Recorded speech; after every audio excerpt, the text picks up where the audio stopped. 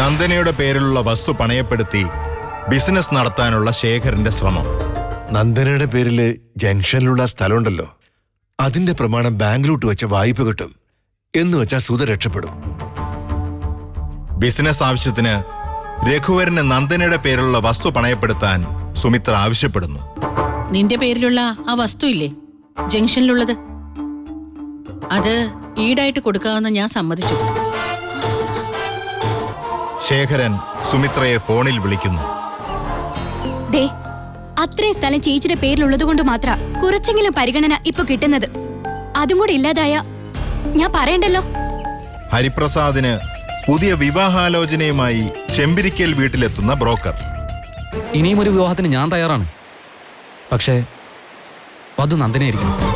നന്ദനയ്ക്ക് അനുകൂലമായി അമ്മയോട് കയർത്ത് സംസാരിക്കുന്ന അമ്പിളി. ഇനി തുടർന്ന് കാണുക.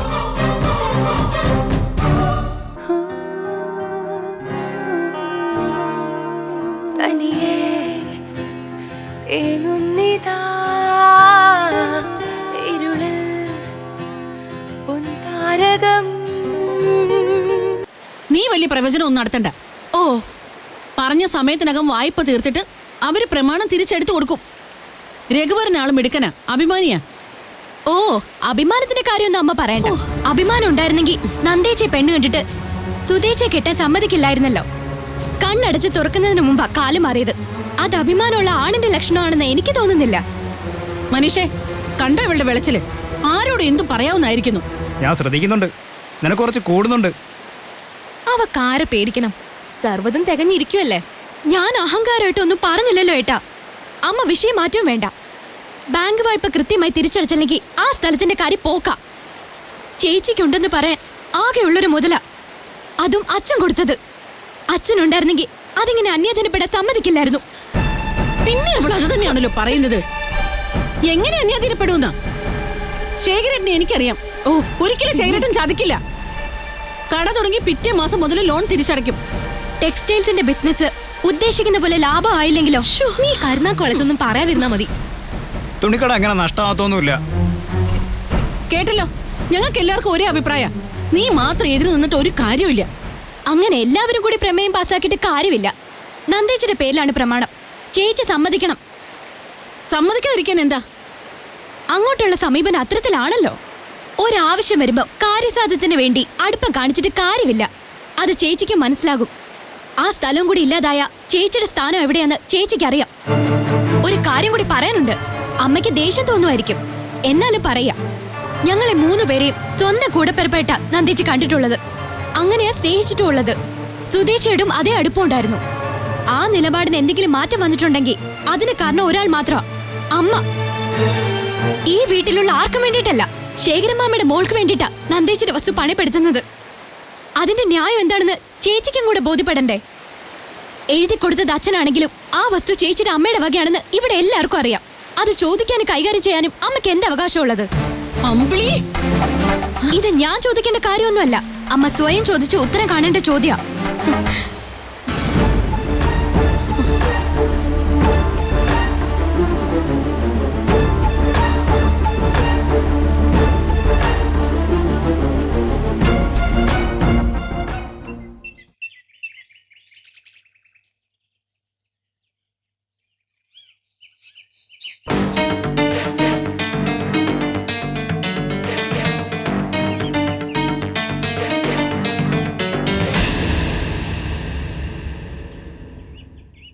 ഞാൻ നന്ദനെ കാണാനാ നിന്നത്.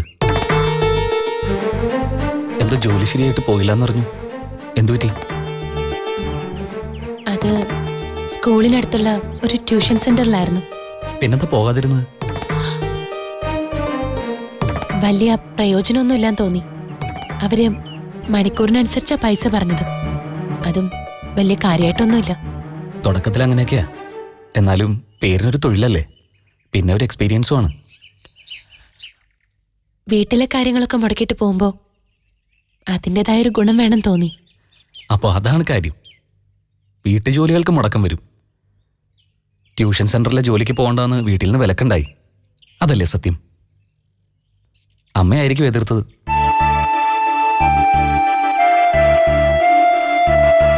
എനിക്ക് മനസ്സിലാവുന്നില്ല അവരുടെ സ്വഭാവം. ഇങ്ങനെയുണ്ടോ അമ്മമാര്? എങ്ങനെ പെമ്മക്കളുടെ കല്യാണം നടത്തണമെന്ന എല്ലാ സ്ത്രീകളും ആഗ്രഹിക്കുക. അതിനുവേണ്ടി ഉത്സാഹിക്കുന്നത് അവരായിരിക്കും. ഇവിടെ പക്ഷേ ഒരാൾ കല്യാണം മുടക്കാൻ മുൻകൈ എടുക്കുന്നു. ഇപ്പോ ദേ ഒരു ജോലി ശരിയായപ്പോ അതിനും തടസ്സം നിൽക്കുന്നു. കഷ്ടമാണ്. അതിന്റെ കാരണം അറിയാവുന്നതല്ലേ? പിന്നെന്തിനാ ചോദിക്കുന്നത്? ഇങ്ങനെയും അമ്മമാരുണ്ടെന്ന് മനസ്സിലായില്ലേ? ശരിക്കും എനിക്ക് മനസ്സിലാവുന്നുണ്ട് തന്റെ അവസ്ഥ. വല്ലാതെ ഒറ്റപ്പെടുന്നുണ്ട് താൻ.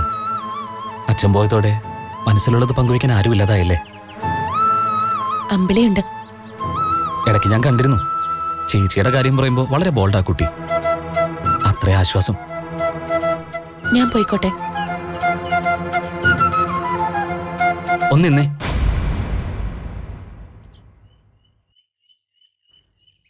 എനിക്കൊരു കാര്യം അറിയണമെന്നുണ്ടായിരുന്നു. കല്യാണം മുടങ്ങിയതിന്റെ പേരിൽ തനിക്കെന്നോട് ദേഷ്യമുണ്ടോ? ഇഷ്യൂ ഉണ്ടായപ്പോൾ എല്ലാവരും ധിക്കരിച്ച് ഞാൻ താലി കെട്ടാതിരുന്നതിൽ വിരോധമുണ്ടോ? അങ്ങനെ തോന്നുന്നുണ്ടോ? എനിക്ക് ദേഷ്യമോ പിണക്കോ ഒന്നുമില്ല, ആരോടുമില്ല. അഥവാ ഉണ്ടെങ്കിൽ അതെന്നോട് മാത്രം. അച്ഛന്റെ മരണം ഉൾപ്പെടെ എല്ലാ അനർത്ഥങ്ങൾക്കും കാരണം ഞാനാ. വീട്ടിലെ സ്ഥിരം കേൾക്കുന്ന ഒരു വാക്കുണ്ട്, ജാതകദോഷം.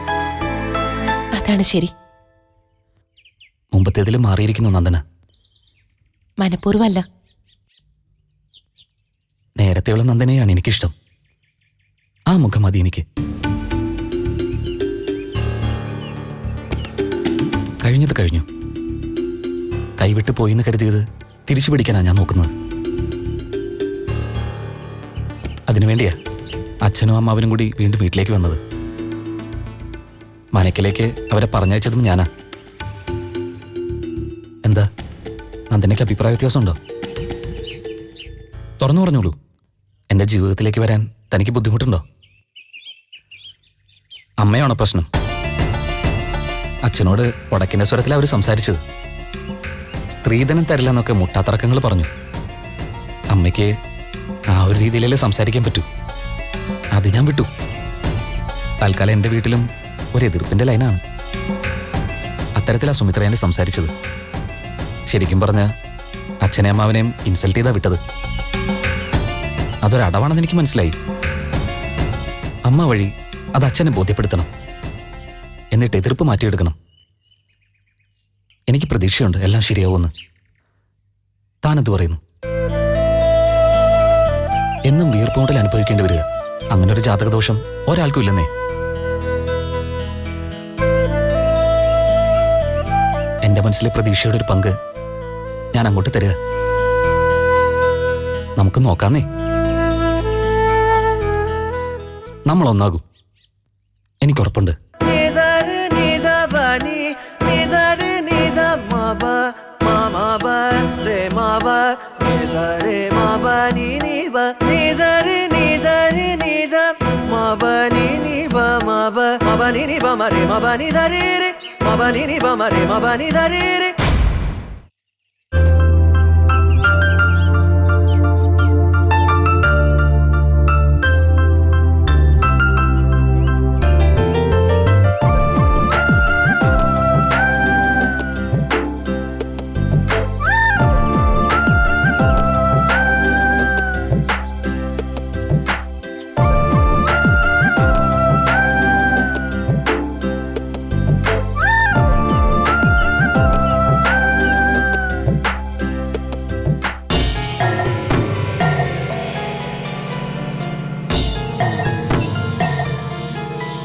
സത്യത്തിൽ നന്ദനയോട് ഈ കാര്യം സംസാരിക്കുന്ന ഓർത്തിട്ട് ഒരു ചമ്മലുണ്ട് എനിക്ക്.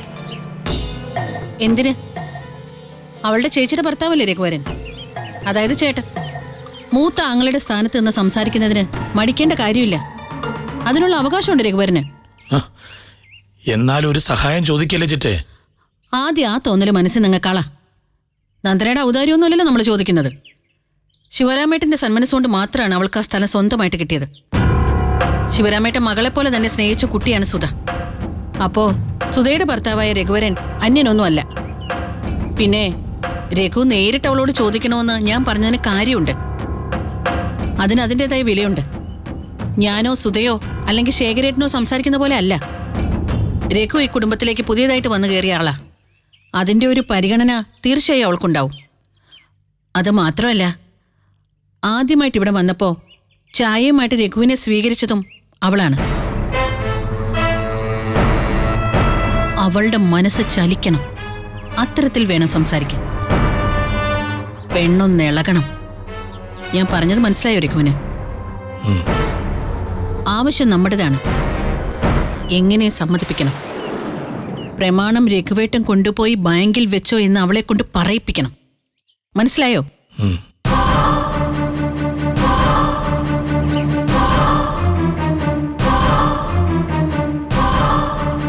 രഘുവരൻ വിചാരിച്ചാൽ നടക്കും.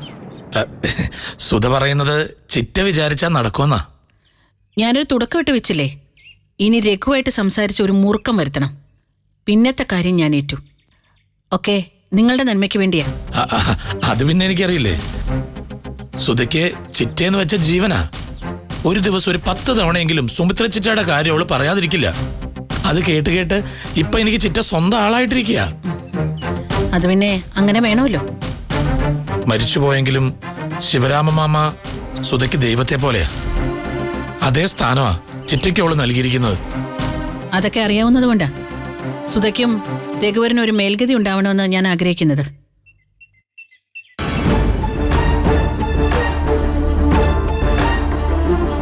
നീ വരുന്നുണ്ട്. പറഞ്ഞതെല്ലാം ഓർമ്മയുണ്ടല്ലോ.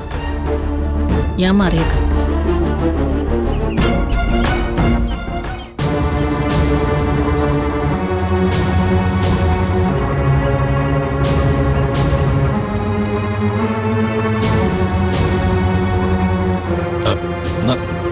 നന്ദനെ എന്താ കണ്ടിട്ട് മൈൻഡ് ചെയ്യാതെ പോന്ന്? സുധേച്ചി വന്നിട്ടുണ്ടോ? സുധ ഉണ്ടെങ്കിൽ മാത്രമേ എന്നോട് വർത്താനം പറയുള്ളൂ. ഞാൻ ചോദിച്ചെന്നേ ഉള്ളൂ. എന്നാ ഞാൻ മാത്രമേ ഉള്ളൂ. നന്ദനയ്ക്ക് എന്തായാലും എന്നോട് കുറച്ച് ദേഷ്യം ഉണ്ടാവും. തെറ്റു പറയുന്നില്ല, സ്വാഭാവികമാണല്ലോ. വാക്ക് മാറിയത് അല്ല, കാല് മാറിയത് ഞാനാണല്ലോ. മാറാൻ വേണ്ടി വാക്കൊന്നും തന്നിരുന്നില്ലല്ലോ. അല്ല, എന്നാലും അതിലും ഗൗരവമുള്ള സംഭവങ്ങളല്ലേ പിന്നീട് നടന്നത്. അതുകൊണ്ട് ഞാൻ എന്നത്തെ പെണ്ണുകാണലിന്റെ കാര്യമൊക്കെ എന്നേ വിട്ടു. പക്ഷേ എനിക്കങ്ങനെ വിട്ടുകളയാൻ പറ്റുന്നില്ല. തെറ്റാണോ ശരിയാണോ പറയാൻ പാടണ്ടോ ഇല്ലയോ എന്നൊന്നും എനിക്ക് അറിഞ്ഞുകൂടാ. നമുക്കത്ര വലിയ വിദ്യാഭ്യാസം അറിവൊന്നുമില്ല. മറ്റാരോടെങ്കിലും പറഞ്ഞാൽ മനസ്സിലാവുമെന്നും അറിയില്ല. എന്തായാലും ഞാൻ നന്ദനയോട് പറയാം. എന്റെ മനസ്സിന്റെ വിങ്ങലാണെന്ന് വിചാരിച്ചാൽ മതി. തെറ്റാണെങ്കിൽ ക്ഷമിച്ചുകളാം.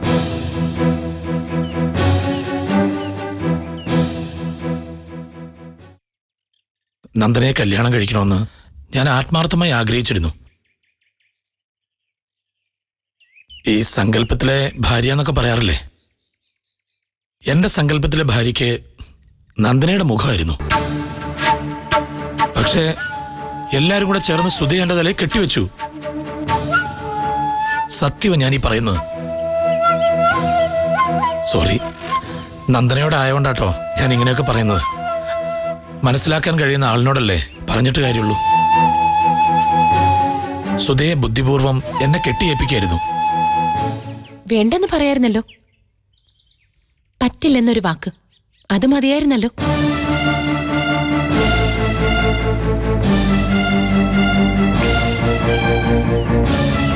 ശരിയാ, എനിക്കങ്ങനെ രക്ഷപ്പെടാമായിരുന്നു. പക്ഷേ ഞാൻ സമ്മതിച്ചു. അതിനൊരു കാരണമുണ്ട്. ഈ നിമിഷം വരെ മറ്റാരോടും പറയാത്തൊരു കാരണം. മറ്റൊന്നുമല്ല, എനിക്കെന്തായാലും നന്ദനയെ ഭാര്യയായി കിട്ടില്ല എന്ന് മനസ്സിലായി. എന്നാ സുധയെ കല്യാണം കഴിക്കുന്നതോടെ ഞാൻ ഈ കുടുംബത്തിലെ ബന്ധുവാവും. അപ്പോ എപ്പോ വേണമെങ്കിലും എനിക്ക് നന്ദനയെ കാണാലോ. അതോർത്താ സുധയെ സ്വീകരിച്ചത്.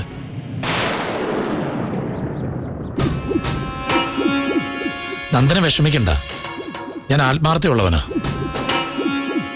കളങ്കമില്ലാത്ത സ്നേഹമാണ് ഈ മനസ്സില്. നന്ദനയുടെ കല്യാണം ഉൾപ്പെടെ എല്ലാ കാര്യങ്ങളും ഞാൻ നടത്തിത്തരും. എനിക്കോ യോഗം ഉണ്ടായില്ല. അതിന് വിധിച്ചിട്ടുള്ള ഭാഗ്യവാനെ ഞാൻ കണ്ടെത്തി തരും. എന്റെ സ്നേഹം സത്യമാണെന്ന് ഞാൻ തെളിയിക്കും. എല്ലാത്തിനും വേണ്ടത് ഒരടിത്തറയാ. എനിക്കില്ലാത്തതും അതാ. സ്നേഹം കൊണ്ടൊന്നും കെട്ടിപ്പൊക്കാൻ കഴിയില്ലല്ലോ. എന്നുവെച്ച് ഞാൻ പിന്മാറില്ല. ഉയരണം എനിക്ക്. ഒപ്പമുള്ളവരെ കൈപിടിച്ച് ഉയർത്തുകയും വേണം.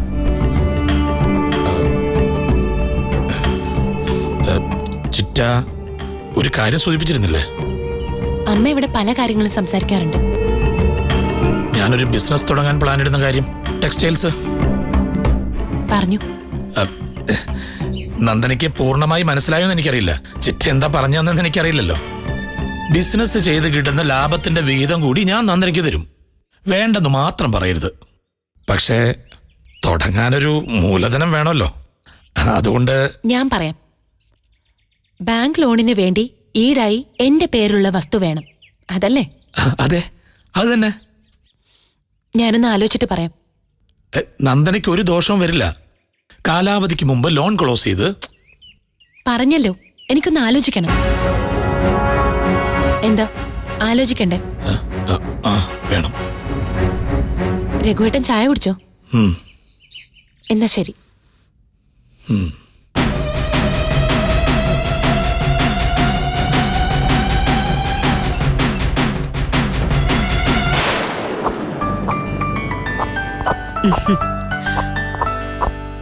ചായ ഇരിപ്പുണ്ടോ അമ്മേ? ഇല്ല, ഇപ്പൊ ഞാൻ ഉണ്ടാക്കി തരാം.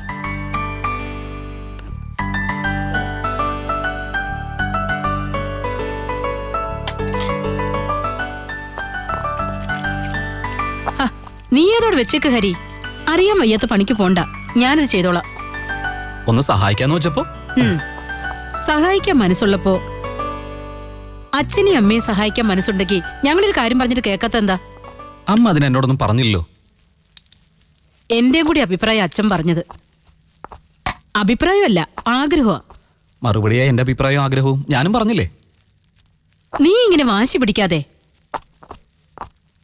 ഒരിക്കൽ നിന്റെ ആഗ്രഹം അനുസരിച്ചാ നമ്മൾ ആ കുട്ടിയെ ആലോചിച്ചത്. കല്യാണം നടന്നില്ല, നാണക്കെടുവായി. നിന്റെ വാക്ക് കേട്ടിട്ട് ഒരിക്കൽ കൂടി അച്ഛനും അമ്മാവനും പനിക്കൽ പോയി. എന്നിട്ടോ ആകെ നാണം കെട്ട അവരിങ്ങോട്ട് തിരിച്ചു വന്നത്. ഈ സംഭവങ്ങൾക്കൊന്നും നന്ദൻ ഉത്തരവാദിയല്ലല്ലോ അമ്മേ. അതെല്ലാവർക്കും അറിയുകയും ചെയ്യാം. ആരുടെയോ പെരുമാറ്റം മോശമായതിന്റെ പേരിൽ ആ പാവത്തിന് പിന്നെയും പഴിക്കുന്നതിനാ. നമ്മൾ ആലോചിക്കുന്ന ഒരു കല്യാണമല്ലേ ഹരി. രണ്ടു കുടുംബങ്ങളും തമ്മിൽ ജീവിതകാലം മുഴുവൻ തുടരേണ്ട ബന്ധമാ. സുമിത്രയുടെ സ്വഭാവം നമ്മൾ നേരിട്ട് മനസ്സിലാക്കിയതാ. അങ്ങനെ സംസ്കാരമില്ലാത്തൊരു സ്ത്രീയുടെ വീട്ടിൽ നിന്ന് ആവശ്യമില്ലാത്ത രീതിയിലാ നിങ്ങളൊക്കെ സംസാരിക്കുന്നത്. ആ വീട്ടിലേക്ക് ഇവിടുന്ന് ഒരു പെൺകുട്ടി അയക്കുകയായിരുന്നെങ്കിൽ നിങ്ങൾ പറഞ്ഞത് ശരിയാ. മോശമായ കുടുംബാന്തരീക്ഷത്തിൽ നമ്മുടെ കുട്ടിയെ വിടുന്നതിൽ നമുക്ക് ടെൻഷൻ ഉണ്ടാവും. ഇതിപ്പോ ഞാൻ നന്ദനെ ഇങ്ങോട്ട് കൂട്ടിക്കൊണ്ടുവരികയാണ്. ആ സ്ത്രീയുടെ മോശപ്പെട്ട സംസ്കാരം അവള് പൊതിഞ്ഞു കെട്ടി ഇങ്ങോട്ട് കൊണ്ടുവരില്ല. ഇനി സ്ത്രീധനത്തെ ചൊല്ലിയാണ് അച്ഛൻ്റെ അമ്മാവനെ പ്രശ്നമെങ്കിൽ ഒരിക്കലും ഞാൻ അതിന് വഴങ്ങില്ല. എനിക്ക് ജോലിയുണ്ട്. വല്ല വീട്ടിൽ നിന്ന് കണക്ക് പറഞ്ഞ് വാങ്ങിച്ച് കഴിയേണ്ട ഗതികേട് ഇവിടെ ഇല്ല. നിങ്ങൾ അച്ഛനും മോനും കൂടി ഇങ്ങനെ തുടങ്ങിയ ഞാൻ എന്താ ചെയ്യാ? അമ്മയ്ക്ക് ചെയ്യാനുണ്ട്. മനസാക്ഷിക്ക് നിരക്കുന്നത് എൻ്റെ അമ്മ ചെയ്താൽ മതി. എന്നുവെച്ചാ മനസ്സുകൊണ്ട് ഈ കാര്യത്തിൽ അമ്മ എന്റെ സൈഡല്ലേ? അല്ലേ അമ്മേ? ആണെന്ന് എനിക്കറിയാം. അമ്മ അച്ഛനെ ഒന്ന് നിർബന്ധിക്കണം. അതിപ്പോ ചിലപ്പോ തട്ടിക്കേറുമായിരിക്കും. ആയിക്കോട്ടെ, നമ്മൾ 3 പേര് മാത്രമുള്ള വീട്ടില് ഇതിലും സീരിയസ് ആയിട്ട് ചർച്ച ചെയ്യാൻ മറ്റൊരു വിഷയമുണ്ടോ? അമ്മ വിചാരിച്ച അച്ഛനെ കൊണ്ട് സമ്മതിപ്പിക്കാൻ കഴിയും. എനിക്ക് തോന്നുന്നില്ല അത്. അതൊരു പാവം കുട്ടിയല്ലേ അമ്മേ? യഥാർത്ഥത്തിലുള്ള അമ്മയുടെ സ്നേഹം എന്താണെന്ന് അറിഞ്ഞിട്ടില്ലാത്ത കുട്ടിയാ. അവളെ ഇവിടെ കൊണ്ടുവന്ന് ഈ അമ്മയുടെ സ്നേഹം പകർന്നു കൊടുക്കണം എനിക്ക്. അമ്മ ചെയ്യില്ലേ? അമ്മ ചെയ്യണം.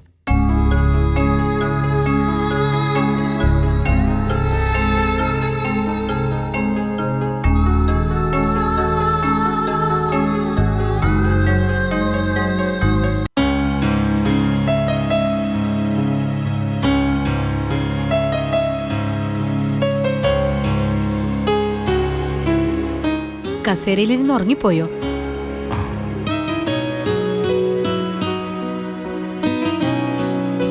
പേരിന് മാത്രം അത്താഴം കഴിച്ചിട്ട് എണീറ്റ് പോയതെന്താ? എന്തു പറ്റി? ഞാൻ അത്രയും കഴിച്ചെന്ന് വരുത്തിയെങ്കിലും ചെയ്തു. നീയോ? കഞ്ഞി വിളമ്പിയിട്ട് കൂടിയില്ല. വിശപ്പ് തോന്നിയില്ല, അതാ. എന്നിട്ടാ നീ എന്നെ ചോദ്യം ചെയ്യുന്നത്? ഇന്നും ഇന്നലെ അല്ലല്ലോ രേണുകയെ ഞാൻ നിന്നെ കാണുന്നത്.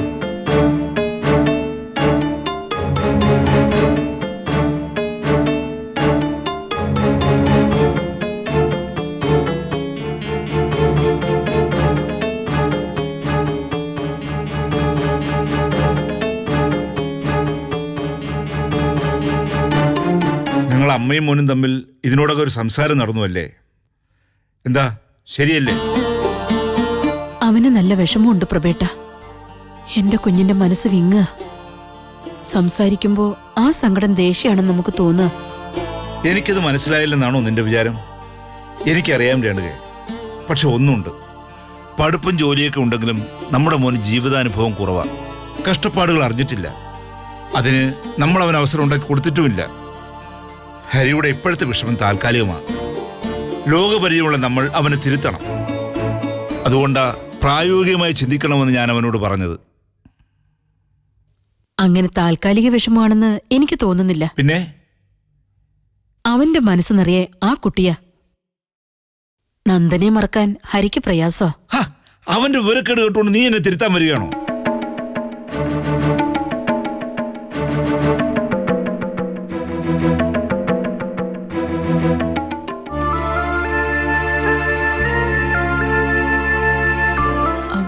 ദേഷ്യപ്പെടാതെ ഞാൻ പറയുന്നൊന്ന് കേക്ക്. ഹരിയുടെ സ്നേഹം വെറും ചാബല്യമല്ല. അവനൊരു കുട്ടിയോട് ഇഷ്ടം തോന്നി. നാട്ടുകാരെ കൊണ്ട് അതും ഇതും പറയിക്കാതെ അക്കാര്യം നമ്മളെ അറിയിച്ചു. നല്ല കൊച്ചാണെന്ന് കണ്ട് നമ്മൾ ആലോചിച്ചു. പിന്നെ നടന്നതൊക്കെ അനർത്ഥമായിപ്പോയി. ആ അനർത്ഥത്തിലേക്ക് വീണ്ടും ചെന്ന് തലയിടണ്ടെന്നേ ഞാൻ പറഞ്ഞുള്ളൂ. ഞാനൊന്ന് പറഞ്ഞോട്ടെ. സംഭവിച്ച കുഴപ്പങ്ങൾക്കൊന്നും കാരണം നന്ദനയല്ല. നഷ്ടമുണ്ടായതത്രയും അവൾക്കാണ് താനും. ചെയ്യാത്ത തെറ്റിന്റെ പേരിൽ ശിക്ഷ അനുഭവിക്കുന്ന ആ കുട്ടിയെ തഴയുന്നത് ദൈവദോഷമല്ലേ? ഒരളവോളം നമ്മുടെ ഭാഗത്തും പിശകുപറ്റി. സുമിത്രയുടെ വാക്കുകേട്ട് മുന്നും പിന്നും ആലോചിക്കാതെ എടുത്തു ചാടി. അതും കല്യാണ പന്തലി വെച്ച്. എല്ലാം ബാധിച്ചത് നന്ദനയാ. നീ പറഞ്ഞു വരുന്നത് എന്താ? അവനെ സ്നേഹിക്കാനും അവന് സ്നേഹിക്കാനുള്ളത് നമ്മൾ രണ്ടുപേരുവാ. നന്ദനയുടെ സ്വഭാവത്തെപ്പറ്റിയോ പെരുമാറ്റത്തെപ്പറ്റിയോ നമുക്ക് എതിർപ്പില്ല. അതുകൊണ്ട് ഒന്നുകൂടി ആ ബന്ധത്തിന്റെ കാര്യം ആലോചിക്കരുതോ നമുക്ക്?